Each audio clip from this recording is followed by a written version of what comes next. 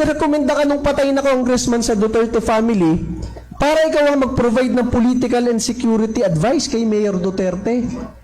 Pare, veteran politicians yung mga Duterte. Ang tatay ni Pangulong Duterte, gobernador na 1950s, 1960s. Cabinet secretary na 1970s. Ang anak, mayor, long-term, naging congressman, naging presidente pa. Tapos, ikaw ang magbibigay ng political advice dito sa political family na ito. Tapos sinasabi mo dito, ikaw rin ang pinagbibigay ng security advice sa dami ng general ng Armed Forces of the Philippines na na-assign sa Task Force Davao. Ikaw na walang ranggo sa AFP o PNP, ikaw ang magbibigay ng military advice. So binasa namin yung statement niya, yung affidavit. Diba? I am Ramil Madriaga. I took up the College of Law from 91 to 95 at San Sebastian. Doon pa lang, I took up the College of Law. Sabi ko, ano to? I graduated but did not pass the bar. I work in NSC, National Security Council, and ISAF from 2001 to 2015. Doon pa lang ma-realize nyo kung taga-military kayo o familiar kayo sa military at police. Paano nangyari na nagtatrabaho ka sa National Security Council tapos nagtatrabaho ka pa sa Intelligence Service Armed Forces of the Philippines? Eh, hindi ka nga parte ng AFP eh. Wala siyang ranggo sa Armed Forces kahit private o corporal. Wala siyang ranggo sa PNP kahit patrolman. Hindi siya parte ng mga tropa ng gobyerno, pero sinasabi niya na nagtatrabaho siya sa Armed Forces of the Philippines at sa NSC. Pangalawa, I work in the NSC NBI from 2018 to 2020. Paano nangyari nagtatrabaho ka sa National Security Council, tapos nagtatrabaho ka rin sa NBI under ng DOJ doon sa 2 taon na yon? Anybody na familiar sa government service, alam nyo na agad sinungaling eh. Pangatlo, from 2018 to 2021, I work in the NSC, National Security Council, PSG, Presidential Security Group, and GHQ, General Headquarters. Ano yun? Eh yun rin yung same date nung nagtatrabaho ko sa NBI. So nagtatrabaho siya sa 4 na ahensya ng gobyerno, imposible yun. When you work in the PSG, separate unit ka na ng armed forces. Kasi pag nagkaroon ng kaguluhan sa bansa, nakadepensa lang kayo sa Pangulo.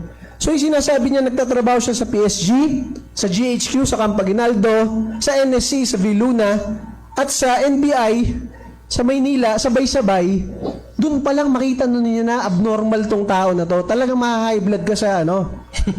Pangatlo, at the start of the 2016 election campaign, then Congressman Roy Logoles introduced me to the Duterte family to provide political and security advice. Pare, mapapainom talaga ako ng losartan eh. Una, si Congressman Roy Logoles, yung binanggit niya, patay na, kaya hindi mo ma-verify kay Roy Logoles. Pero nagsalita si Malu Tiquia, Chief of Staff ni Roy Logoles, hindi rin daw niya kilala yan. Dun pa lang, di ba? Pangalawa, inarekomenda ka nung patay na congressman sa Duterte family para ikaw ang mag-provide ng political and security advice kay Mayor Duterte. Pare, veteran politicians yung mga Duterte. Ang tatay ni Pangulong Duterte, gobernador na 1950s, 1960s. Cabinet secretary na 1970s. Ang anak, mayor, long-term, naging congressman, naging presidente pa. Tapos, ikaw ang magbibigay ng political advice dito sa political family na ito. Tapos sinasabi mo dito, ikaw rin ang pinagbibigay ng security advice sa dami ng general ng Armed Forces of the Philippines na na-assign sa Task Force Davao. Ikaw na walang ranggo sa AFP o PNP, ikaw ang magbibigay ng military advice. I was also assigned to form groups that would support President Duterte's candidacy for president. Yan yung mga isang tao lang nag-volunteer ako, tapos sinasabi na niya siya na yung nagtumulong, di ba? When Duterte was elected president, he ordered me to serve as counterintelligence agent for the National Security Council.